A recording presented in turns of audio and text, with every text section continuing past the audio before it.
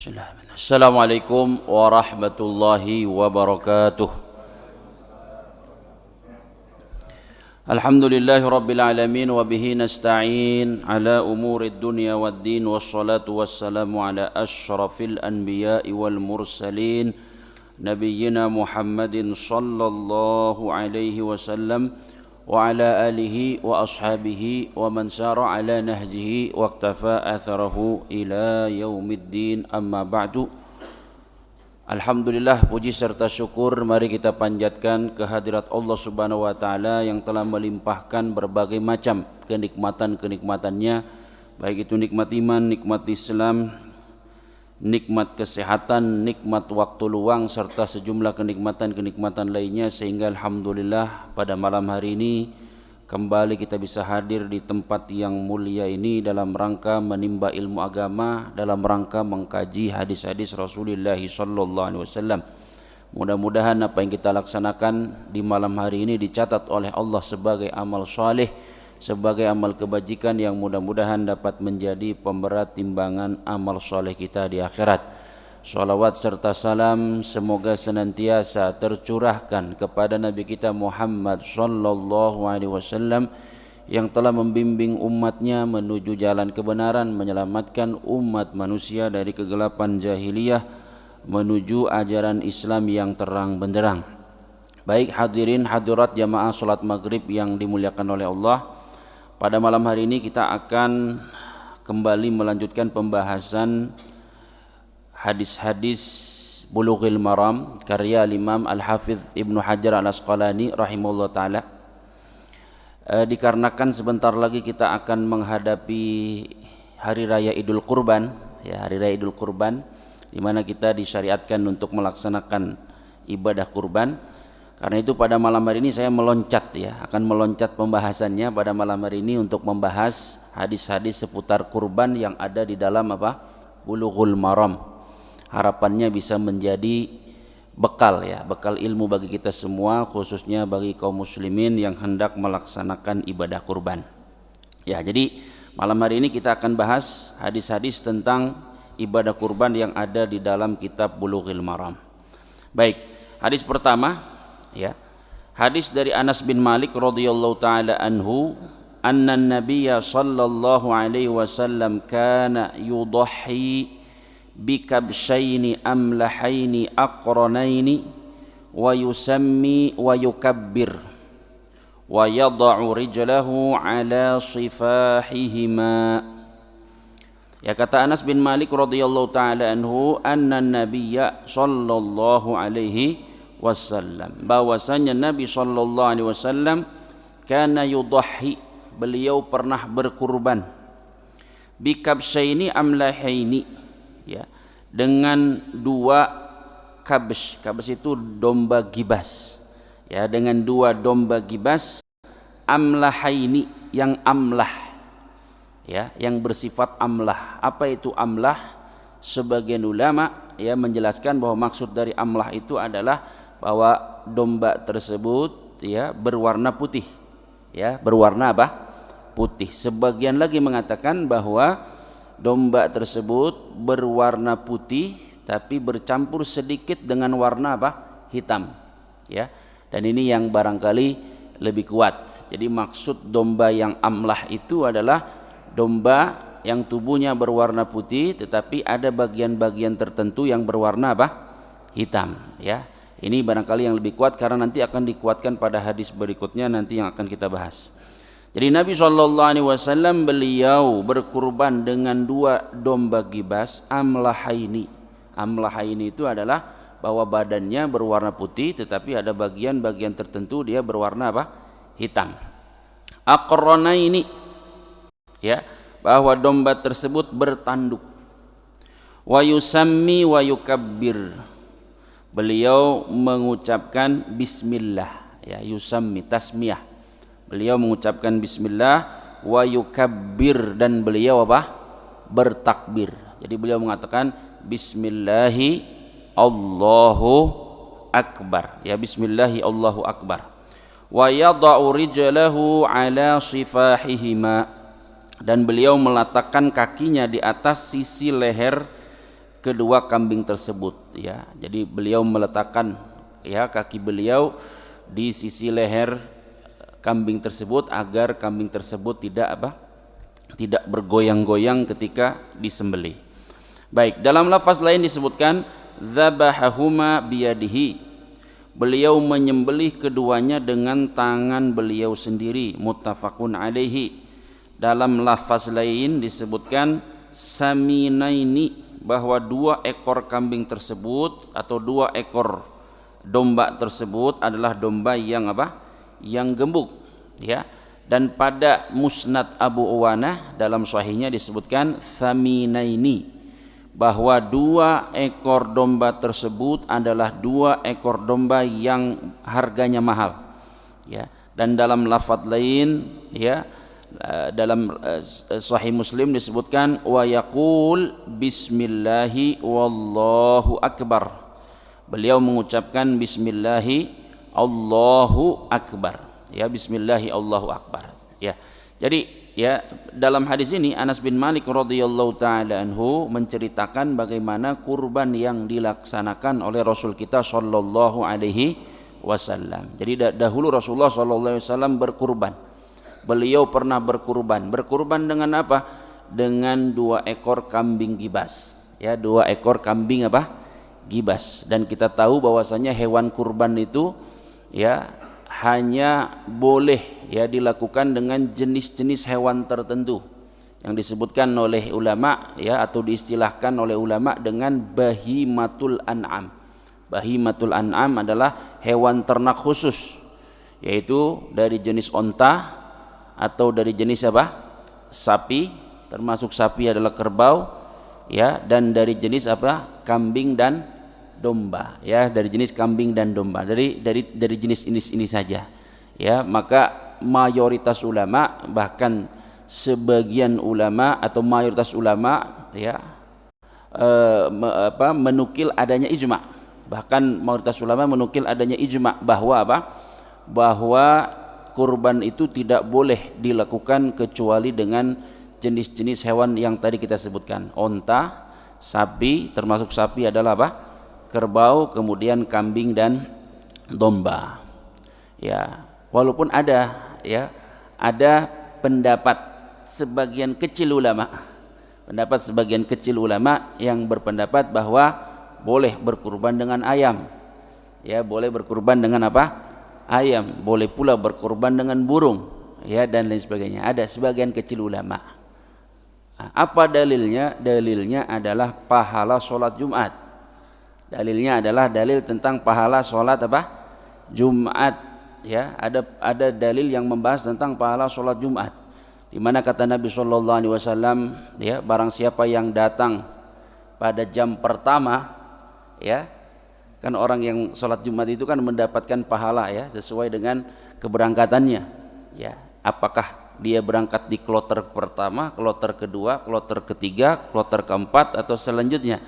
Kata Nabi sallallahu alaihi wasallam, barang siapa yang datang di jam pertama, maka seolah-olah dia berkurban dengan seekor unta. Barang siapa yang datang di jam kedua, maka seolah-olah dia berkurban dengan seekor sapi. Barang siapa yang datang di jam ketiga, maka seolah-olah dia berkurban dengan seekor kambing.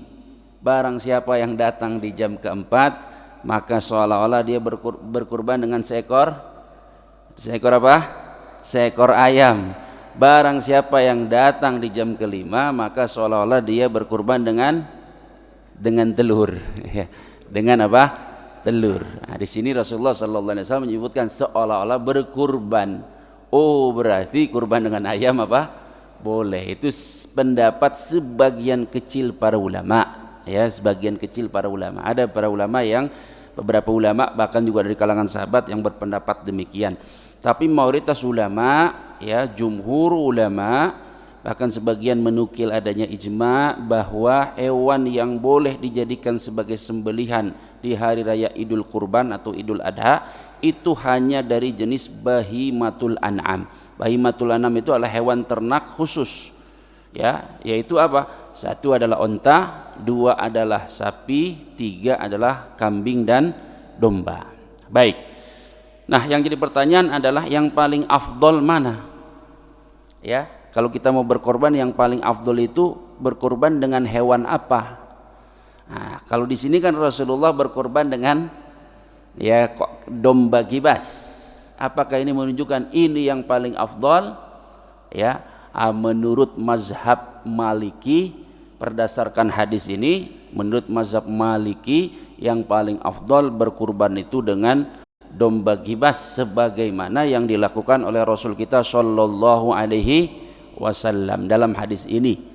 Sementara itu jumhur ulama, mayoritas ulama ya Hanafi, Syafi'i, Hambali berpendapat bahwasanya yang paling afdol itu adalah unta, ya unta, kemudian apa, sapi, kemudian adalah apa, kambing, kemudian apa lagi, ya kambing lebih baik daripada 1/7 onta atau 1/7 apa, sapi, ya karena onta dan sapi itu kan boleh ya kita berkurban dengan cara apa, urunan maksimal berapa orang, 7 orang. Nah 1/7 urunan sapi atau onta jika dibandingkan dengan kambing atau 1 ekor kambing atau domba, itu lebih afdol yang mana? Ya lebih afdol ya kambing, 1 ekor kambing atau 1 ekor apa, domba. Jadi kalau menurut jumhur ulama ya hewan yang paling afdol untuk disembelih adalah 1 adalah onta, kemudian adalah sapi, 3 adalah apa, kambing atau domba, kemudian yang keempat adalah seekor kambing atau seekor domba. Itu lebih baik daripada 1/7 onta atau 1/7 sapi, ya. Dan wallahu taala alam, barangkali itulah yang lebih kuat ya, pendapat jumhur itulah yang lebih kuat, karena Rasulullah sallallahu alaihi wasallam walaupun dalam hadis ini beliau berkurban dengan 2 ekor apa, kambing gibas atau domba gibas, tetapi dalam hadis lain Rasulullah sallallahu alaihi wasallam juga pernah ya beliau itu menyembelih onta, bahkan beberapa ekor unta, di mana beliau menyuruh sahabat Ali bin Abi Thalib untuk menyembelih unta miliknya, ya nanti akan ada hadisnya, nanti akan kita bacakan. Nah, jadi Rasulullah sallallahu alaihi wasallam berkurban dengan 2 ekor kambing gibas. Nah, dari sini sebagian ulama mengambil pendapat bahwasanya kurban yang terbaik adalah ya kurban berupa kambing atau apa, domba, karena itu yang dilakukan oleh Rasul kita sallallahu alaihi wasallam, dan itu pendapat Malikiyah. Tetapi jumhur ulama, mayoritas ulama berpendapat bahwa yang terbaik adalah onta, sapi, kemudian apa, kambing atau domba, kemudian seekor domba atau kambing lebih baik daripada 1/7 onta atau 1/7 sapi.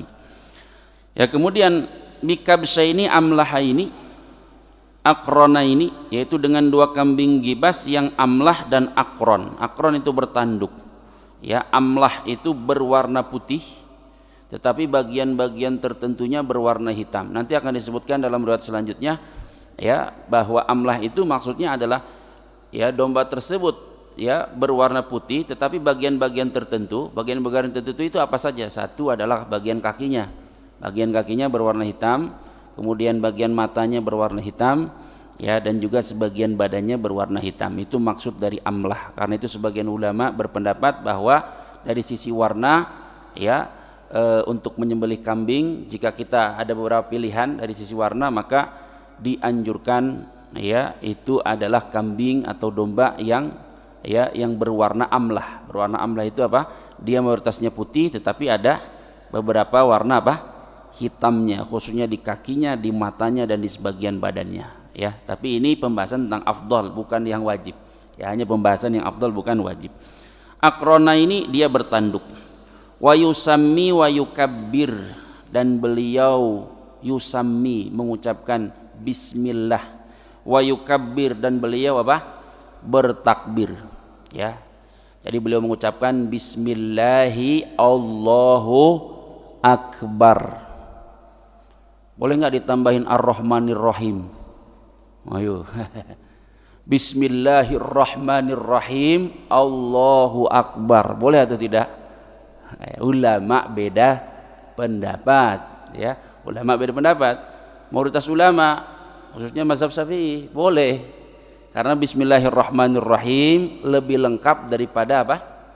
Bismillah. Ya, lebih lengkap daripada bismillah. Jadi mayoritas ulama khususnya mazhab Syafi'i mengatakan boleh ditambahkan Ar-Rahmanir-Rahim, Bismillahirrahmanirrahim. Tapi sampai bismillah saja boleh enggak? Boleh. Ya. Kemudian Allahu Akbar. Dan ucapan bismillah itu yang paling inti. Ya, adapun doa-doa berikutnya itu sunnah, ya, sunnah menurut mayoritas ulama. Jadi yang paling inti bismillah. Bismillah hukumnya apa ketika menyembelih? Mengucapkan bismillah hukumnya apa ketika menyembelih? Yang paling longgar mazhab Syafi'i. Dalam mazhab Syafi'i bismillah itu sunnah. Dalam mazhab Syafi'i bismillah itu apa? Sunnah. Ya. Jadi kalau lupa baca bismillah bermasalah atau tidak dalam mazhab Syafi'i? Tidak bermasalah. Ya, dalilnya apa? Apa dalilnya? Dalilnya dalam Al-Qur'an kita dibolehkan memakan hasil sembelihan ahlul kitab. Ahlul kitab itu siapa? Yahudi dan Nasrani. Kemungkinan besar secara dzan, kemungkinan besar mereka tidak mengucapkan apa? Bismillah. Yang penting kita tidak melihat dia mengucapkan atau menyebut nama Tuhan selain siapa? Allah. Jadi nggak masalah. Ya, itu dalilnya mazhab apa? Syafi'i. Kemudian ada hadis di mana sahabat bertanya, bahkan Ibunda Aisyah juga bertanya kepada Rasulullah sallallahu alaihi wasallam, ya, bahwa para sahabat berkata kepada Rasulullah, "Ya Rasulullah, inna aqwaman ya'tunana biluhmanin, ya, walam nadri adzaka rusmallah." Ya, kata para sahabat, di antaranya adalah ummul mukminin Aisyah, "Wahai Rasulullah, sesungguhnya ada beberapa orang yang datang memberikan kami daging, ya, walam nadri, dan kita nggak tahu adzaka rusmallah, apakah mereka mengucapkan nama Allah, yaitu mengucapkan bismillah. Kami tidak tahu apakah mereka mengucapkan bismillah atau tidak." Lalu Rasulullah sallallahu alaihi wasallam bersabda, ya, "Sammu antum fakulu." Kata Nabi sallallahu alaihi wasallam, kalian aja baca bismillah, baru setelah itu apa? Makanlah. Ini mazhab Syafi'i atau dalil dari mazhab apa? Syafi'i yang berpendapat bahwa mengucapkan bismillah ketika menyembelih itu hukumnya adalah apa? Sunnah. Ya, sunnah. Yang paling kenceng siapa? Mazhab Maliki. Mazhab apa? Maliki. Mazhab Maliki mengatakan wajib secara mutlak. Secara mutlak itu gimana? Ya, nggak boleh lupa. Ya, kalau lupa, apalagi sengaja meninggalkan, maka sembelihannya menjadi apa? Bangkai. Karena dalam Al-Quran disebutkan wala ta'kulu mimma lam yudhkarismullah. Jangan kalian makan apa yang belum disebut, apa yang tidak disebutkan padanya siapa apa? Nama Allah Subhanahu wa ta'ala. Ini mazhab Maliki. Di bawahnya yang longgar sedikit mazhab Hambali. Mazhab Hambali berpendapat wajib, ya, tetapi kalau lupa tidak apa-apa. Ya, mazhab Hambali mengatakan wajib, tetapi jika lupa kewajiban tersebut menjadi apa? Gugur. Ya, tapi kalau ditinggalkan secara sengaja maka sembilan itu tidak halal. Ini mazhab apa? Mazhab Hambali. Ya, kalau dalam mazhab Syafi'i itu longgar. Ya, bismillah itu hukumnya apa? Sunnah. Apalagi doa-doa setelahnya. Ya, jadi jangan takut untuk menyembelih, karena apa? Kadang-kadang orang lihat orang lain, kok banyak doa yang dibaca ya. Jadi karena doa yang dibaca kelihatannya banyak sehingga dia tidak mau apa? Menyembelih. Ya, sama kayak sholat kan, orang kadang-kadang ya berat atau terhalang untuk mau sholat sunnah. Kenapa? Karena tidak hafal niatnya. Karena tidak hafal apa? Niatnya. Padahal ulama sepakat niat itu tempatnya di mana? Di hati.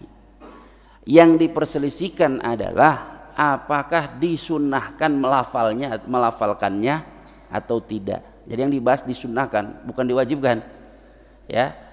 Yang disepakati adalah bahwa niatan itu tempatnya di mana? Di hati. Baru dilafalkan itu bukan wajib atau tidak, tapi yang dibahas oleh para ulama adalah dilafalkan. Melafalkan niat itu sunnah, dianjurkan atau tidak. Ya, mayoritas ulama mengatakan ya dianjurkan.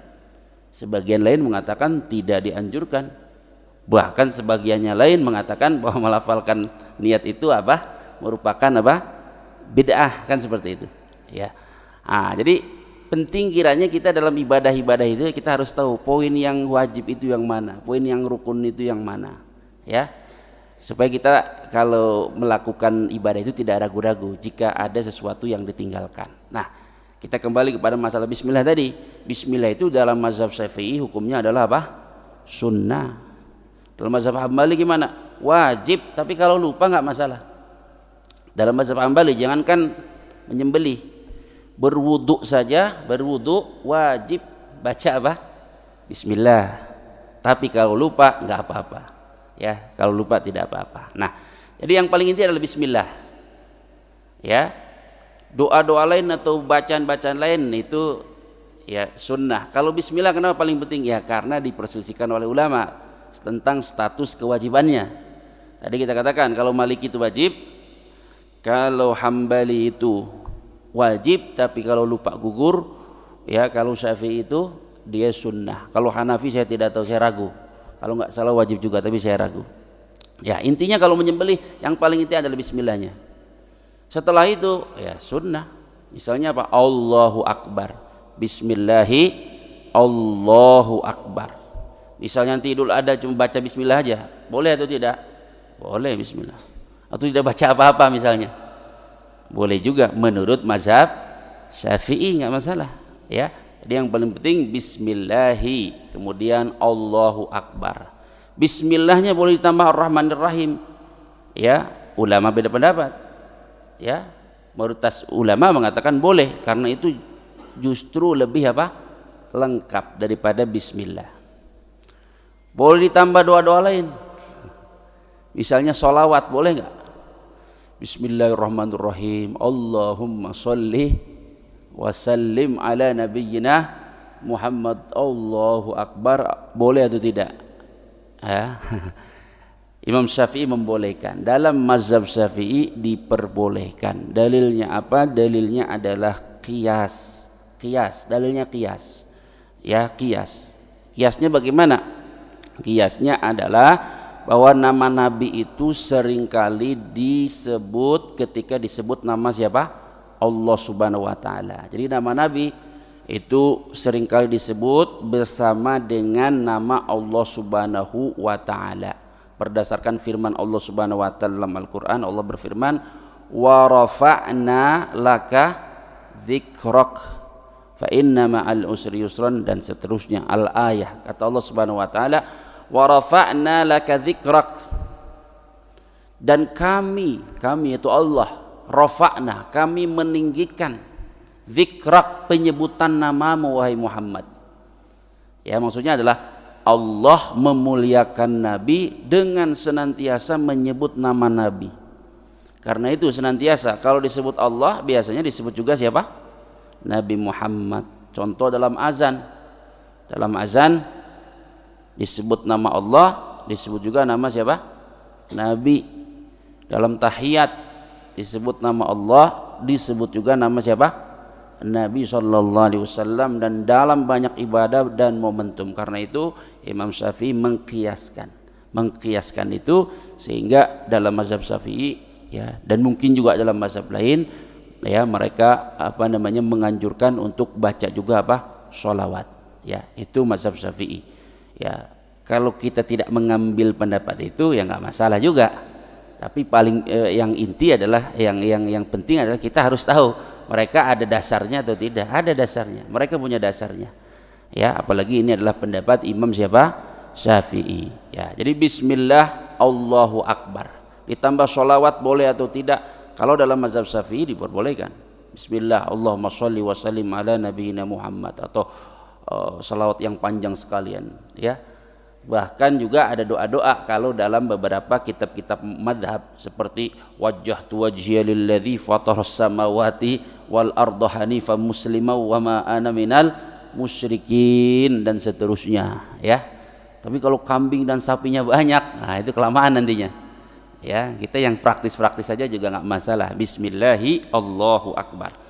Kemudian wa yada'u rijlahu ala sifahihima, dan beliau meletakkan kakinya di atas sisi leher kedua kambing tersebut ya, agar kambing tersebut tidak bergerak-gerak. Kemudian dzabahahuma biyadih. Rasul sallallahu alaihi wasallam menyembelih keduanya dengan tangan beliau sendiri. Kata para ulama, disunnahkan bagi siapa saja yang hendak menyembelih kurban, disunnahkan untuk menyembelih sendiri ya, tidak menyuruh orang lain. Itu disunnahkan saja. Tapi kalau menyuruh orang lain boleh atau tidak? Boleh, karena Nabi juga pernah menyuruh orang lain. Nabi pernah menyuruh sahabat Ali bin Abi Thalib untuk menyembelih unta-untanya ya, jadi hukumnya sunnah bagi ya pengurban untuk menyembelih dengan tangannya sendiri, sunnah ya, kalau dia nggak ragu. Tapi kalau dia ragu ya jangan ya, karena kalau ragu nanti nyembelihnya salah ya. Kalau salah maka bisa-bisa nanti kambingnya menjadi apa, atau hewan kurbannya menjadi apa, bangkai ya. Yang disembelih itu bagaimana tata cara penyembelihan? Apa yang dipotong dari leher hewan kurban itu? Yang dipotong apa? Ya, di leher itu ada empat urat atau 4 bagian penting. Ya, ada 4 bagian penting. Yang pertama adalah hulqum. Hulqum itu adalah saluran nafas.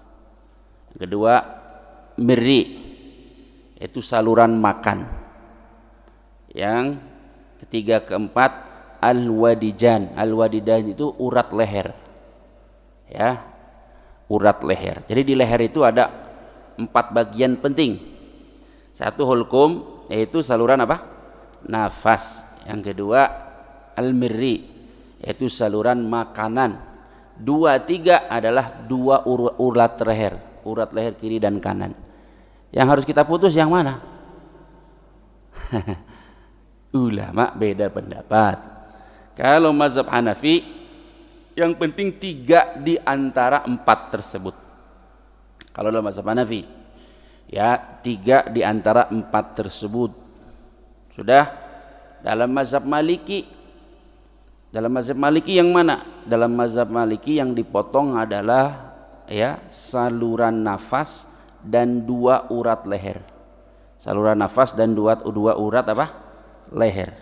Mazhab Syafi'i dan Hambali sama. Ya, yang penting untuk diputus ya, untuk dipotong adalah saluran makanan dan saluran apa? Nafas. Ya, cukup itu. Ya, adapun yang selainnya maka disunnahkan. Ya, jadi dalam mazhab Syafi'i dan mazhab Hambali yang diputus adalah saluran makanan dan saluran apa? Nafas. Ya, saluran makanan dan saluran nafas, dan barangkali itulah yang banyak diterapkan di masyarakat kita. Ya, dzabahahuma biyadihi. Nabi SAW menyembelih keduanya dengan tangan beliau sendiri. Ya. Lalu dalam lafaz lain dikatakan saminaini, bahwa 2 ekor domba gibas tersebut adalah 2 ekor kambing gibas yang gemuk. Ya, sementara dalam riwayat yang lain disebutkan saminaini, bahwa 2 ekor kambing gibas tersebut adalah 2 ekor kambing gibas yang mahal. Jadi ada 2 riwayat nih ya, berbeda. Satu riwayat mengatakan ya bahwa 2 ekor kambing gibas tersebut adalah 2 ekor kambing gibas yang apa? Yang gemuk. Sementara riwayat lain dari Abu Wanah ya, huruf sinnya diganti dengan fa. Jadi kalau samina ini artinya 2 ekor kambing atau domba gibas tersebut adalah 2 ekor domba gibas yang gemuk. Nah, riwayat lain itu mengganti sin dengan apa? Fa. Artinya jadi beda. Samina ini, yaitu bahwa 2 ekor domba gibas tersebut adalah 2 ekor domba gibas yang mahal. Karena itu ulama beda pendapat. Yang afdol itu yang gemuk atau yang mahal? Nah, biasanya tuh kan gemuk sekaligus mahal, betul nggak? Tapi bisa jadi kan Ada yang mahal tapi tidak apa? Gemuk. Nah, itu ulama beda pendapat. Yang lebih afdol yang mana ya? Yang lebih gemuk atau yang lebih apa?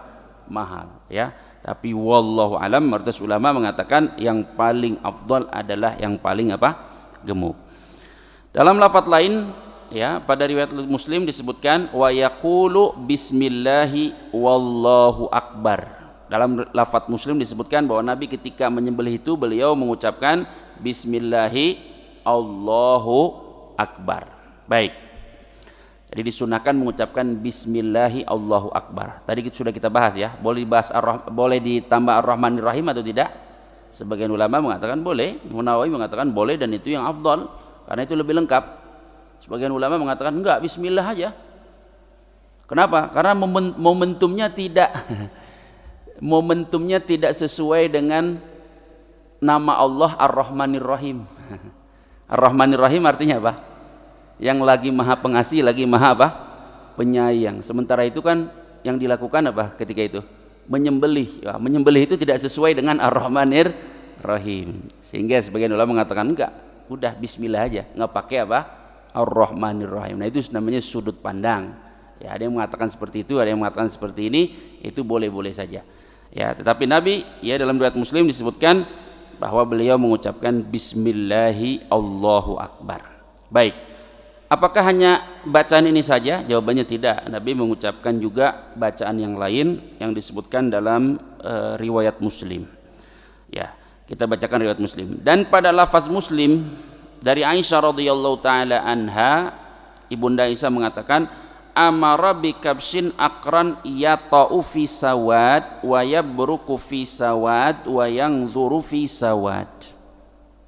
Kata Nabi sallallahu alaihi wasallam, beliau memerintahkan seseorang untuk mendatangkan kabs, domba gibas, yata'u fi sawad, akron, domba gibas yang bertanduk, yata'u fi sawad, ya, yata'u fi sawad wa yabruku fi sawad. Yata'u fi sawad artinya di mana kambing gibas tersebut, ya, kambing gibas tersebut kalau menginjak, dia menginjak di atas yang hitam. Maksudnya menginjak di atas yang hitam maksudnya adalah ya, kambing gibas tersebut adalah kambing gibas yang kakinya atau bagian kakinya, bagian kukunya itu berwarna apa? Hitam. Jadi tadi ini menguatkan bahwa maksud dari amlah itu adalah kambingnya mayoritas tubuhnya berwarna apa? Putih, tapi bagian-bagian tertentu berwarna hitam. Nah, Nabi memerintahkan seseorang untuk membelikan atau membawakan sembelihan untuknya, di mana ya sifat dari kambing atau domba tersebut adalah yata'u fi sawad, kakinya berwarna hitam, ya, wa yabruku fi sawad, ya. Dan jika dia menderum atau apa, dia itu duduk di atas hitam, maksudnya duduk di atas hitam berarti bagian tubuhnya itu yang menempel di tanah juga berwarna apa? Hitam. Wa yanzuru fi sawad, dan serta melihat ya di area hitam. Melihat di area hitam maksudnya adalah bahwa kambing tersebut adalah di bagian matanya itu berwarna apa? Hitam. Jadi hadis ini menafsirkan hadis sebelumnya tentang kriteria amlah. Jadi Rasulullah itu menyembelih kabes, domba gibas yang amlah. Amlah itu gimana? Mayoritas warnanya putih tapi bagian-bagian tertentu berwarna apa? Hitam. Bagian mana saja? Kaki, terus bagian tubuhnya yang menempel tanah ketika dia duduk, kemudian bagian matanya ya juga berwarna apa? Hitam. Nah, itu dianjurkan seperti itu ya. Kalau bisa ya alhamdulillah, kalau tidak bisa tidak usah apa? Dipaksakan. Liyudhhiya bihi, untuk dijadikan sebagai kurban. Faqala, lalu Nabi mengatakan kepada Ibunda Aisyah, ishadil mudiyah, ya, kata Nabi sallallahu alaihi wasallam, tajamkanlah pisau. Disunnahkan sebelum kita menyembelih agar kita menajamkan apa? Pisau, ya, agar kita menajamkan pisau. Kalau pas sembelih, misalnya kita pas sembelih nih, ternyata pisaunya nggak tajam, gimana? Pisaunya tidak tajam. Kalau jedaknya tidak lama, insya Allah nggak masalah. Ya, kalau jedaknya kita mengganti pisau dalam jeda yang tidak lama, insya Allah apa? tidak bermasalah, ya, tidak bermasalah. Ya, maka dari itu sebelum kita menyembelih hendaknya kita persiapkan terlebih dahulu bahwa pisau tersebut telah kita tajamkan.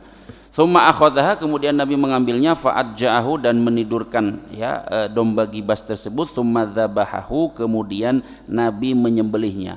Waqal, lalu Nabi mengucapkan. Nah, ini ucapannya, bacaannya lebih dari apa yang tadi kita sebutkan. Kalau tadi kan hanya menyebutkan bismillahi Allahu akbar.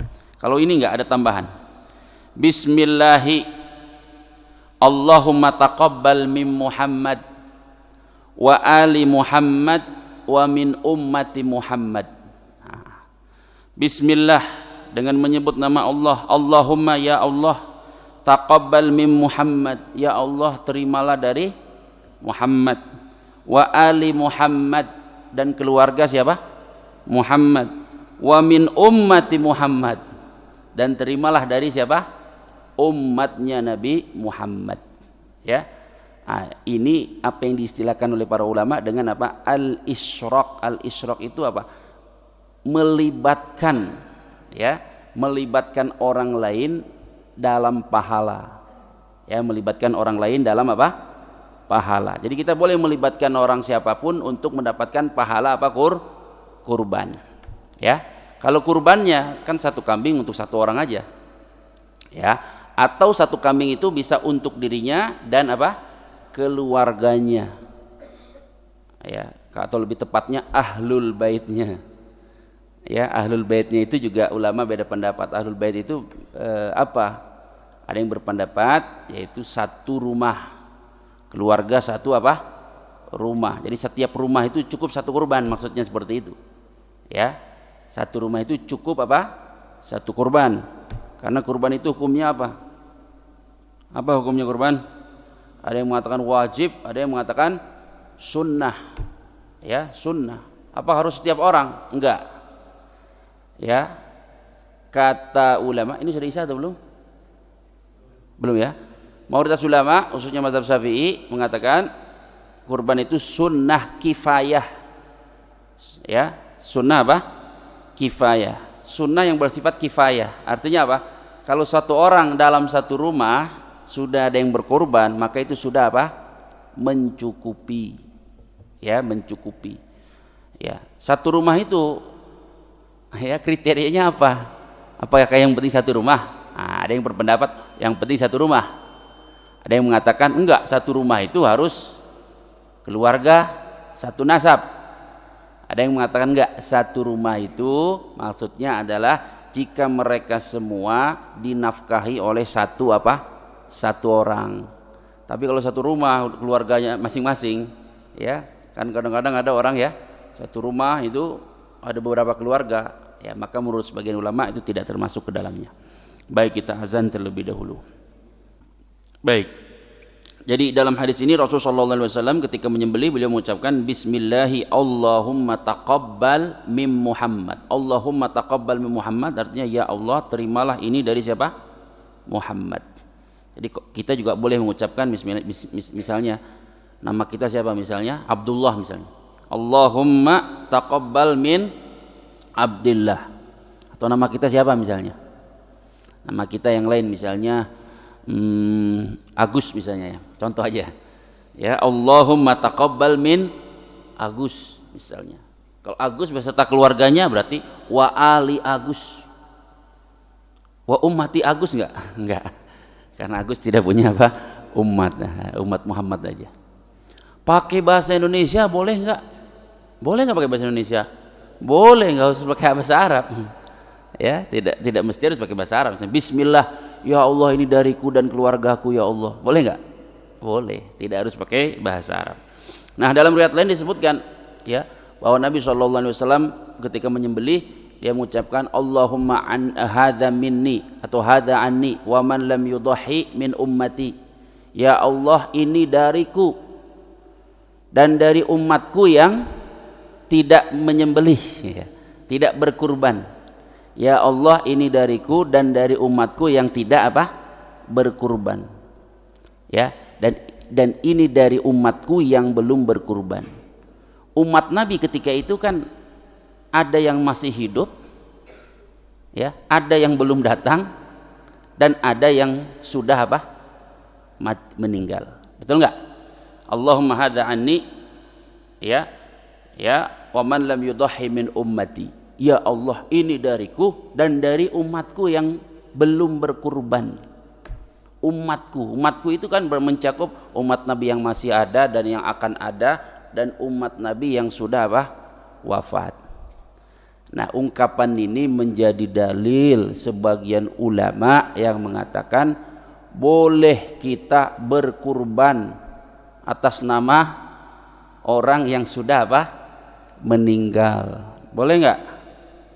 Berkurban atas nama orang yang sudah meninggal, boleh atau tidak? Ya, menurut sebagian ulama atas dasar dalil ini diperbolehkan. Sebagian ulama lagi tidak boleh. Siapa yang mengatakan tidak boleh? Madhab Syafi'i. Madhab Syafi'i malah tidak boleh. Dalam madhab Syafi'i tidak boleh, ya, berkurban untuk mayit kecuali dalam beberapa kondisi. Satu, si mayit itu mewasiatkan, ya, nanti, ya, tolong kalau saya meninggal, tolong tahun ini dan tahun-tahun berikutnya saya tolong dikurbankan, misalnya dikurbankan untuk saya. Itu mewasiatkan. Dalam mazhab Syafi'i, jadi boleh berkurban untuk mayit kalau dia apa? Mewasiatkan. Satu. Yang kedua, apabila dia bernazar lalu nazarnya belum sempat terlaksana, lalu dia sudah apa? Wafat. Misalnya nih, bulan sekarang nih saya nazar akan apa? Akan berkurban, ternyata belum sampai tanggal 10 Zulhijjah dia sudah apa? Wafat, ya. Maka dia wajib untuk dikurbankan. Termasuk nazar adalah seperti ini dalam mayoritas mazhab, ya. Termasuk seperti atau dihukumi seperti nazar adalah ketika orang mengatakan ini kurbanku. Ini apa? Kurbanku.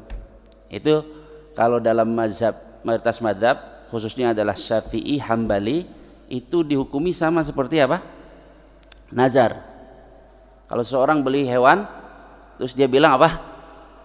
Ini kurbanku, atau ini untuk Allah. Ya, kalau dalam mazhab Syafi'i, ya, demikian pula Hambali, itu setara dengan apa? Nazar. Ya. Nanti perbedaannya apa? Perbedaannya nanti dalam masalah distribusi, ya, dalam mazhab Syafi'i, ya, dalam hal pembagian. Ya, kalau dalam mazhab Syafi'i kurban nazar itu, kurban nazar bagi pengurbannya tidak boleh makan sama sekali, ngambil sama sekali tidak boleh. Jadi seluruhnya harus dibagikan ke fakir apa? Miskin, karena nazar itu kan dibagikan ke fakir miskin, ya. Jadi dalam mazhab Syafi'i kalau seorang mengatakan ini adalah kurbanku misalnya, itu termasuk ta'yin. Ta'yin itu adalah menentukan yang hukumnya setara dengan apa? Nazar. Kalau dalam mazhab Syafi'i itu tidak boleh dimakan bagi pengurban. Bagi pengurban tidak boleh mengambil hewan kurbannya. Jadi untuk hati-hatian gimana? Kita jangan bilang ini kurbanku, tapi kita mengatakan ini insya Allah mau saya jadikan sebagai apa? Kurban. Ini insya Allah mau saya jadikan sebagai apa? Hewan kurban. Ya, nah, seperti itu. Jadi kembali kepada masalah tadi, apakah boleh kita berkurban untuk si mayit, boleh atau tidak? Sebagian ulama mengatakan boleh. Dalam mazhab Syafi'i sebenarnya nggak boleh, kecuali dalam beberapa kondisi. Satu apa? Si mayit apa? Mewasiatkan, atau si mayit bernazar dan belum terlaksana nazarnya, dia sudah apa? Meninggal.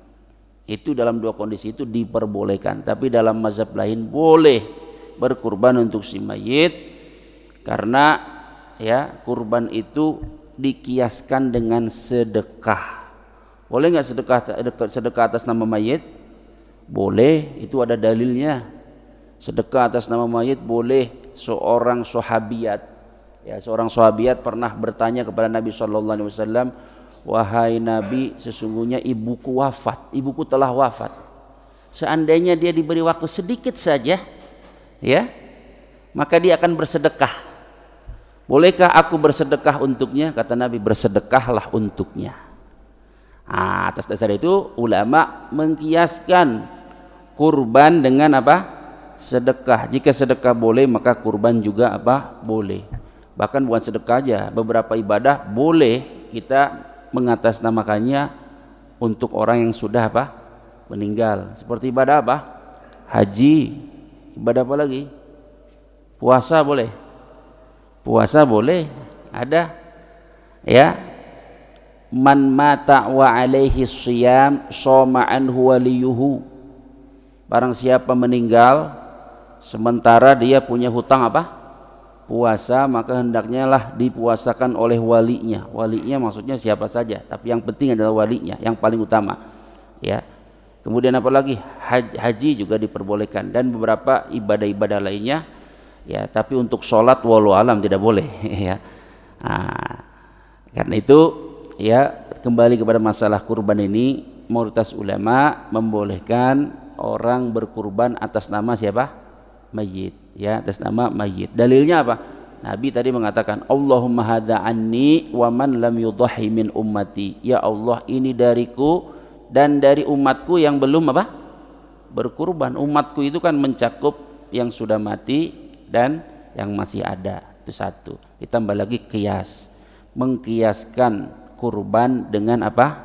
Sedekah. Ya, mengkiaskan kurban dengan sedekah. Baik, satu hadis lagi terkait dengan aib-aib pada kurban. Kata Nabi SAW, arba'un la tajuzu fid dhahaya. Ada 4 cacat yang tidak boleh ada pada hewan kurban. Yang pertama al-aura, yaitu yang buta sebelah matanya. Ya, yang jelas kebutaannya. Jelas dia kebutaannya. Artinya apa? Kalau bola matanya masih ada. Bola matanya masih apa? Ada, hanya saja dia tidak berfungsi, penglihatannya tidak berfungsi. Ya, maka itu masih dianggap sah. Yang tidak sah itu apa? Yang buta sebelah dengan kebutaan yang apa? Jelas. Kebutaan yang jelas itu misalnya bola matanya sudah tenggelam, tidak terlihat misalnya. Ya, itu jelas. Jadi buta sebelah. Kalau buta dua-duanya bagaimana? Apalagi buta dua-duanya.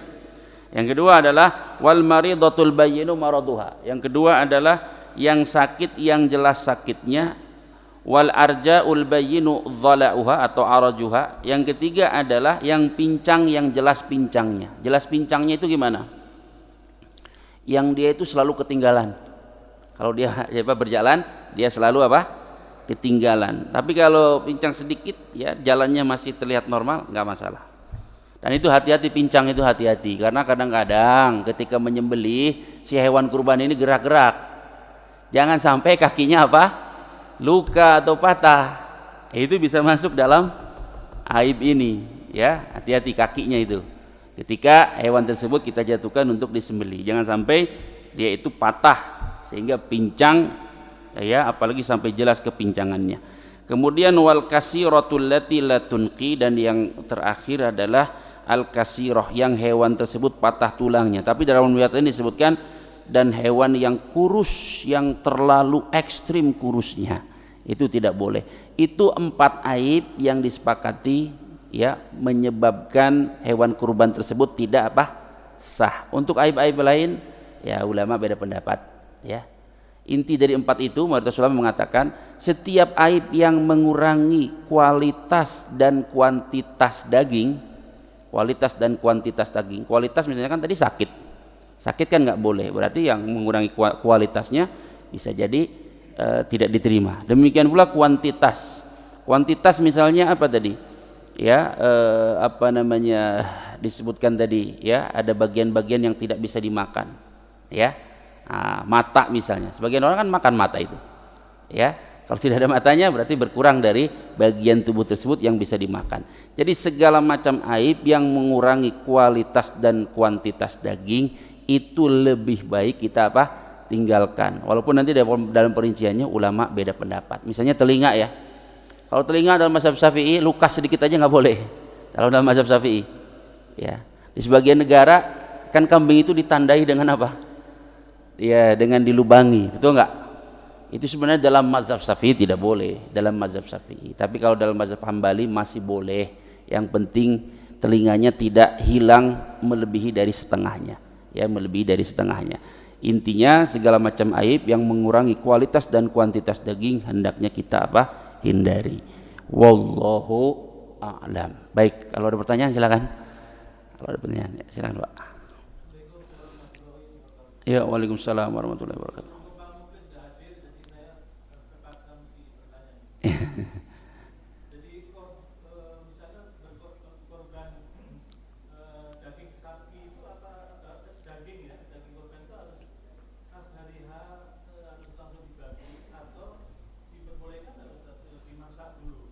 Oh ya, siap.